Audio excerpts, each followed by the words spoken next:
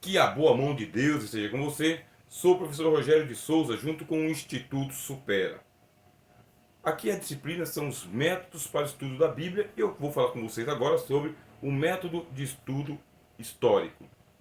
Sabe que nós estamos assim com uma vantagem muito grande em relação aos teólogos do passado. Por quê? Hoje nós temos a historiografia instituída como uma ciência. Quando que tudo isso começou? Final do século XVIII, começo do século XIX. Antes desse período, haviam historiadores, gente que escrevia fortuitamente a história do seu povo. Vai ter aí um homem chamado Heródoto, outro homem chamado Taciano. Todos esses aqui foram autores que contaram a sua história e a história dos povos da antiguidade. Só que muito limitado. Não era instituída uma ciência voltada para estudar a história, e sim indivíduos que faziam isso por vocação, por vontade, por interesse, com pouco patrocínio, mas conseguiram fazer um bom serviço. No tempo atual, a historiografia ela é uma ciência. Consiste em quê? Consiste em retornar lá no locus vivendi, aonde aconteceu o fato, e buscar as fontes históricas, as mais primitivas possível. Foram nas cavernas, foram nas grutas, foram nas montanhas, foram nos desertos, foram nos oásis, entraram o continente africano afora, andaram por todo o Oriente, vasculharam a América, estão presentes na Ásia. Os historiadores prestam um serviço extraordinário para as ciências humanas. Aliás, teologia faz parte de ciências humanas. Nós estudamos o homem no espaço histórico. E você pega a Bíblia, um livro antiquíssimo, e precisamos ir até as fontes históricas. Como saber se realmente Abraão é uma personagem histórica? Como saber se Moisés é uma personagem histórica? Como saber se Isaías é uma personagem histórica? Se você pegar os quadros que eram pintados na Idade Média, como que eles imaginavam a vida dos apóstolos, a vida dos profetas, você vai perceber que esses quadros, eles contemporaneizam esses personagens, colocando vestimentas deles que são vestimentas da Idade Média. É isso. A fisionomia deles é muito parecida com a dos europeus.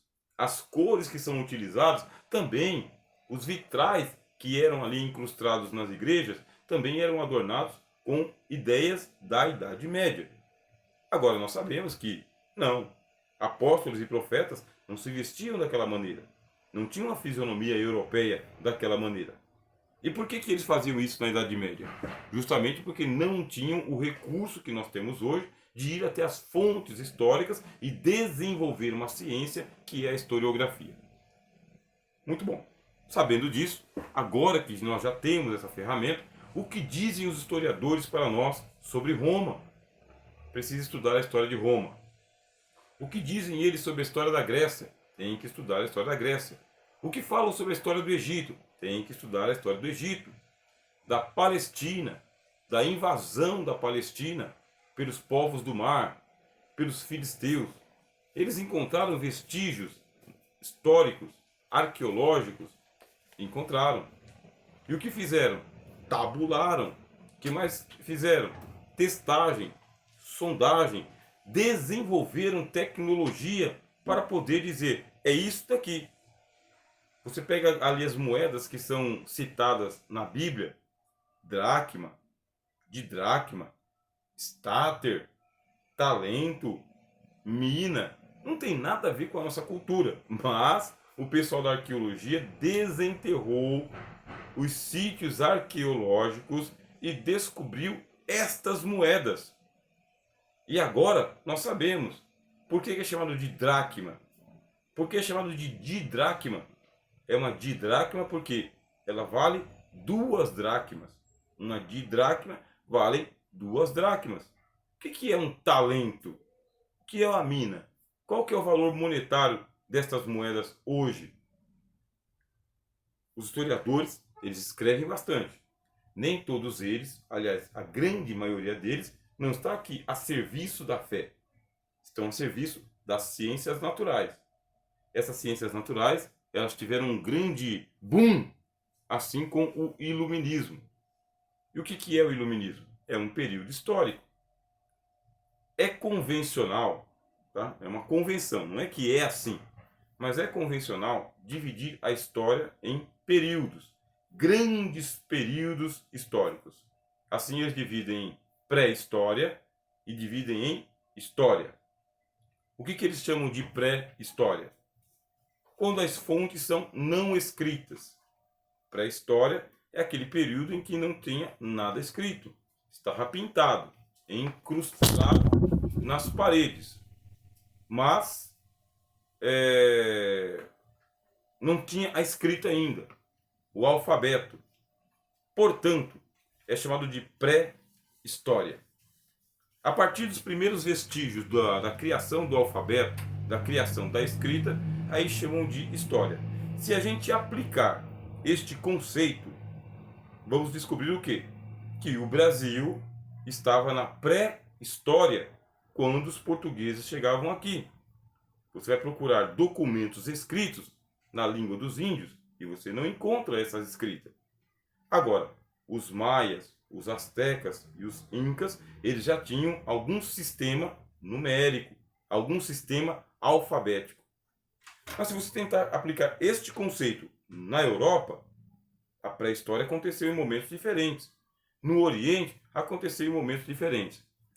Por isso ele não é absoluto, não é um conceito absoluto.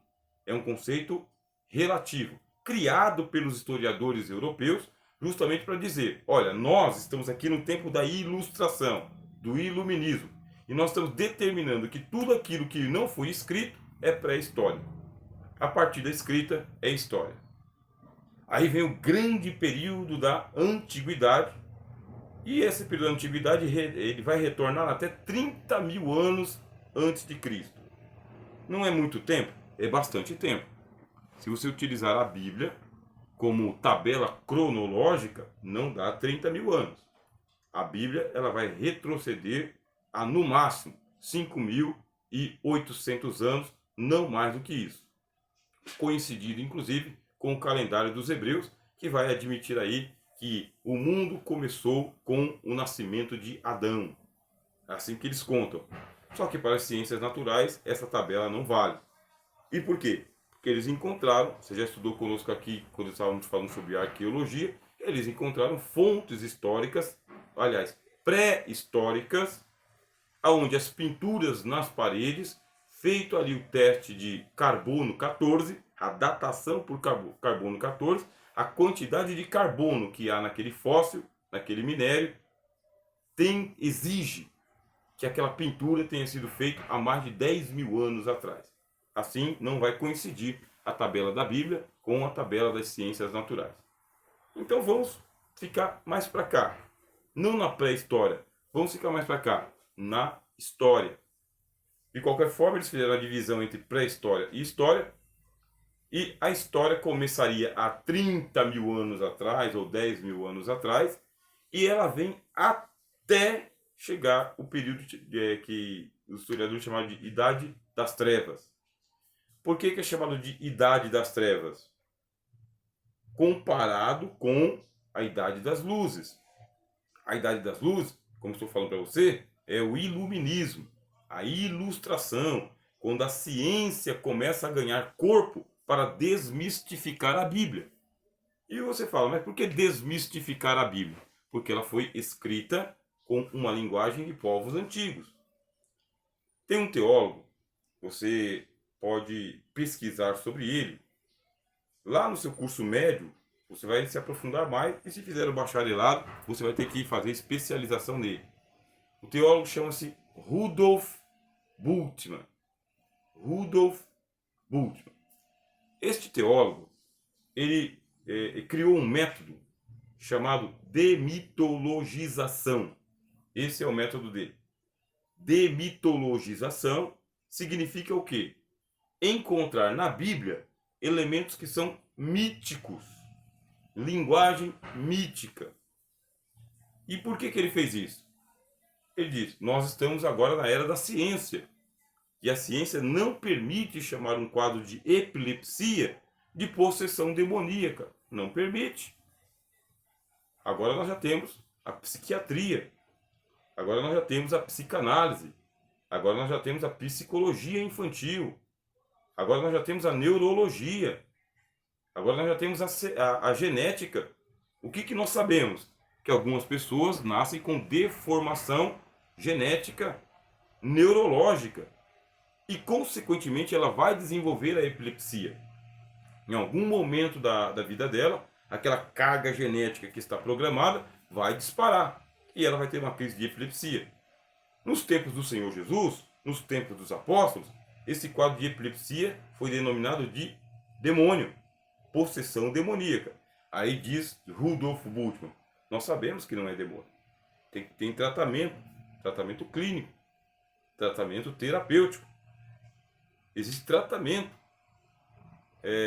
medicinal para a epilepsia. Tem que identificar o quadro.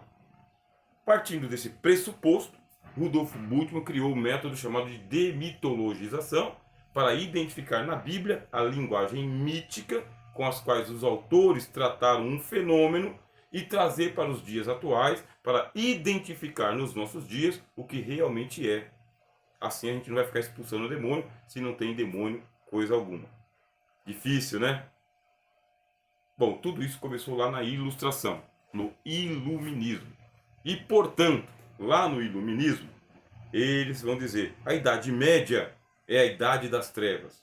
O que é a Idade Média? É aquela que começa ali com a queda de Roma. Você vai ter que estudar isso aí. O grande Império Romano caiu.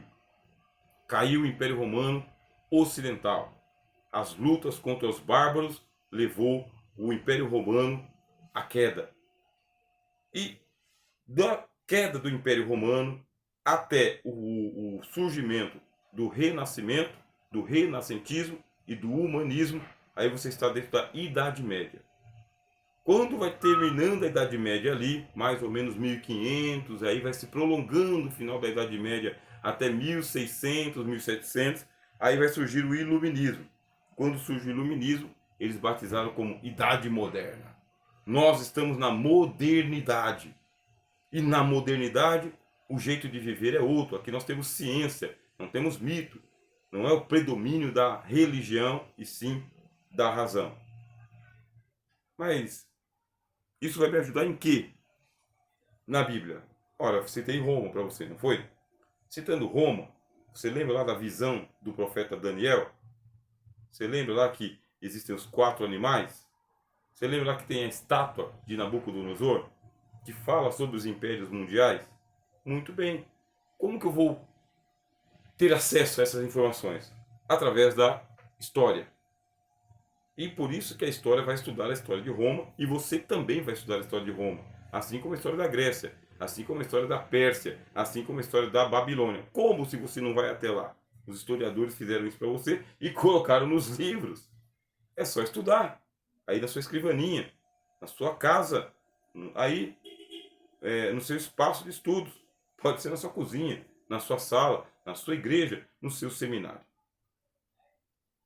Antiguidade, Idade Média, que eles chamam de Idade das Trevas, comparado com a Idade das Luzes, Idade Moderna, e depois da Idade Moderna, aí veio a Primeira Guerra Mundial. Depois veio a Segunda Guerra Mundial. Com a Segunda Guerra Mundial, convencionou-se entre os historiadores tratar o tempo de agora como sendo a pós-modernidade. Já não é mais a Idade Moderna. Estamos vivendo na pós-modernidade, onde as verdades absolutas não existem, onde tudo é relativo, onde a presença da autoridade pode ser contestada. E tudo aquilo que você disser tem que ser verificado pelas fontes checadoras de verdade, porque ninguém mais acredita que a verdade exista. Isso é a pós-modernidade. O próprio conceito de revelação bíblica está sendo questionado. A autoridade da palavra de Deus está sendo questionada. A validade dos textos das Escrituras está sendo questionado. Surgiu uma ciência chamada crítica textual, e nessa crítica textual, a Bíblia é só mais um livro, entre tantos, que foi formado pela fé dos teólogos, das igrejas, dos pastores, dos ministérios. Tudo está aí sendo questionado. Nós estamos na pós-modernidade. Estando na pós-modernidade, é que você vai pegar a Bíblia e falar: qual é a relevância desse texto para mim? Já estamos aqui aprendendo a utilizar o método histórico. Aí você vai lá, pega uma passagem em que o Senhor Jesus ele fala sobre a mulher que perdeu uma dracma. Já citei isso aqui, vou citar de novo. A mulher tinha 10 dracmas e ela perdeu uma dracma. Em que momento da história que isso aqui vai ser interessante para nós? Eu teria que retornar lá para os tempos da cultura do Oriente Antigo e encontrar na história o que é essa dracma. Ela era uma moeda pequena, e essa moeda pequena ela era uma divisão equivalente hoje aos nossos 10 centavos. Nós temos aqui no Brasil R$ 1. R$ 1 dividido em 10 partes. 10 cents, 10 centavos. Assim, essa dracma, ela é uma moeda de pequeno valor. Mas aqui não está o valor monetário da moeda, e sim o valor simbólico. O que é esse valor simbólico? O que nós vamos descobrir? Que as mulheres, elas usam um chale, tá bem? Usam um chale, e neste chale elas vão colocando ali, ano a ano do seu casamento, elas vão colocando uma moeda representativa. Então, ano a ano, elas vão colocando ali uma moeda. Não é os 10 centavos, é a moeda pequena, porque vai ficar ali leve para o seu chale. Passou um ano, coloca aqui uma moeda. 2, 3, 4. Essa mulher está no 10º ano do casamento. A cada 10 anos, essas mulheres elas vão trocar de chale. Porque o chale ele é utilizado de acordo com a idade da mulher e também da sua condição social, além da sua condição existencial. Isto é, se a mulher ela é virgem, o seu chale é colorido. Ela tem direito de usar vestes coloridas, chale colorido. Mulher casada, ela vai agora usar cores mais neutras, mais compenetradas, representando essa honra que ela está dando ao marido dela. Existem aquelas mulheres que são mais abastadas, aquelas que são mais simples, mas todas devem usar o seu chale. Assim, passando lá os 10 anos, bodas de tantos anos, é um tipo de chale. Passando mais 10 anos, começa a utilizar um outro tipo de chale, mais 10 moedas, e assim por diante. Onde que está isso? No livro das culturas. Esse livro das culturas é escrito pelos historiadores, antropólogos, arqueólogos, gente da ciência. Agora que você já sabe disso, não sabemos qual que é a cor do véu dessa mulher. Jesus não disse. Mas sabemos que ela já tem 10 dracmas. Portanto, já se passaram 10 anos do seu casamento. Perdeu uma. Se perdeu uma, deixa para lá. Não é deixa para lá, porque é uma medalha comemorativa. Essa medalha comemorativa significa o quê? Um emblema. Emblema de quê? De uma conquista. O que ela conquistou? Anos de casamento. Eu não posso substituir uma medalha por outra. Tem que ser aquela. Aí a parábola diz que ela perdeu a dracma. Ela não pode comemorar o 10º ano de aniversário, o 11º ano de aniversário. Ela não vai poder trocar de véu. Porque esse véu ele vai ficar como uma toga de juiz. Sabe o juiz? Quando ele troca de comarca, de vara, deixa de ser juiz e vai ser um desembargador. Tem aquela toga que ele usa como juiz. Agora vai ser um desembargador, vai usar outra. O que faz com a toga antiga? Fica ali como troféu de todo o tempo que ele prestou serviços àquele tribunal. O véu dessa mulher, de igual forma, tem que ter as 10 dracmas. Tem que ter. As amigas têm que chegar lá e ver. Passaram-se 10 anos do seu casamento. Ali está o véu da primeira década. Agora está com o véu da segunda década. Uma das mulheres vai perceber. Está faltando aqui uma dracma. O que foi que aconteceu? Não completou os 10 anos? A gente sabe que completou. O que foi que aconteceu? Aí Jesus conta esta parábola para dizer o seguinte: uma alma perdida coloca uma vida inteira em xeque, em perigo, em risco. Nós não podemos prosseguir para o segundo nível se a gente não encontrar a dracma perdida no primeiro nível. Gostou dessa referência? Usa isso na sua próxima pregação. Pensa nisso na hora que você estiver utilizando aí o método de estudo histórico. E agora, eu quero já preparar você, porque nós vamos para o método de estudo indutivo. Esse método de estudo indutivo ele é muito parecido com um método de estudo analítico, mas não é igual. É parecido, mas não é igual. E por quê? Porque no método de estudo indutivo, eu não parto do geral para o particular. Qual que foi o geral? Esse que eu usei agora. A mulher com o seu véu e a dracma perdida. Eu parto da onde? Da dracma perdida para o geral. Método indutivo é quando eu pego um versículo e deste versículo eu amplio para o restante das escrituras. Eu pego um texto bíblico, dracma perdida, e eu amplio para o contexto geral das escrituras, Antigo e Novo Testamento, evangelhos e cartas apostólicas, livros proféticos e livros históricos. Método indutivo. Tenta fazer isso. Pega o exemplo que eu acabei de citar para você aqui sobre a dracma perdida. Aí você vai ter ali a dracma perdida, a centésima ovelha, o filho pródigo, e vê o Senhor Jesus andando pela Galileia inteira, procurando ovelhas perdidas na casa de Israel. Veja o Senhor Jesus indo até as regiões da Fenícia, aonde estão ali aquela mulher cananeia, que é chamada de cananeia, lá em Tiro. Foi lá buscar uma ovelha perdida. Nem pertencia à casa de Israel. É a dracma do Senhor Jesus. Veja o Senhor Jesus atravessando o mar da Galileia e chegando lá do outro lado em Gadara. Um homem perdido. Jesus encontrou a dracma perdida. Veja o Senhor Jesus indo até Samaria e convertendo a samaritana. Encontrou a dracma perdida. Veja o Senhor Jesus indo até o tanque de Betesda, curando aquele paralítico. Veja o Senhor Jesus conversando de noite com Nicodemos, a dracma perdida. Veja o Senhor Jesus, homem a homem, mulher a mulher, criança a criança, em todos os termos de Israel.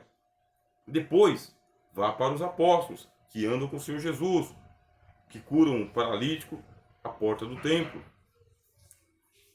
que vão lá e convertem a casa de Cornélio todinha para Jesus. Veja o apóstolo Paulo entrando nas sinagogas.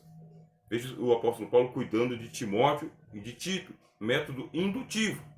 Eu comecei com a dracma perdida e já estou ampliando o meu conhecimento para outras dracmas perdidas na Bíblia. Vasculhei todo o Novo Testamento, vou para o Velho Testamento.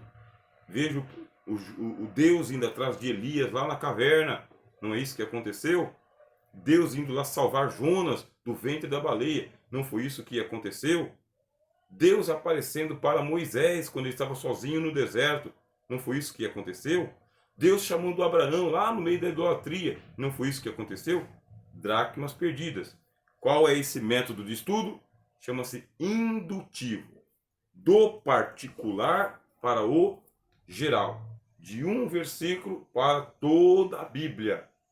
Daquela visão mono para aquela visão ampla. Método indutivo. Dá para você combinar os métodos? Certamente. Você pode combinar os métodos tranquilamente. Porque a gente usa a palavra método aqui para dar um batismo para o jeito de estudar a Bíblia. Mas eu preciso, no método indutivo, estudar biografias, não é? Então eu vou estudar o método biográfico utilizando o método indutivo. Quando eu falar temático, eu pego um tema, que nem a santidade, e uso o método indutivo. Eu parto de um versículo e vou para o restante das escrituras. É só para você não se perder, tá bem? Para você não ficar aí preocupado de isso aqui é dedutivo, indutivo, isso aqui é histórico. Você não precisa fazer isso. Você só vai criando o método, vai utilizando, sabendo como que ele funciona, e você vai utilizando todos os métodos. É assim que o professor Rogério faz. É assim que nós do Instituto Supera estamos orientando você a fazer.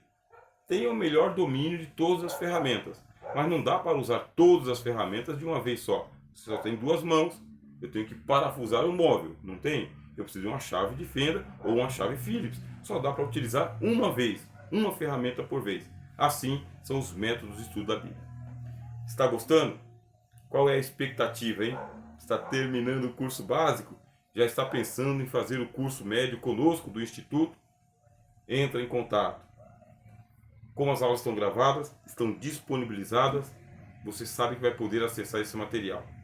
Por isso, guarda bem, junto de ti, a palavra da sabedoria e do conhecimento.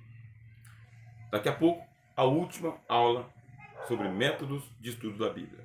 Satisfação, sou o professor Rogério, junto com o Instituto Supera.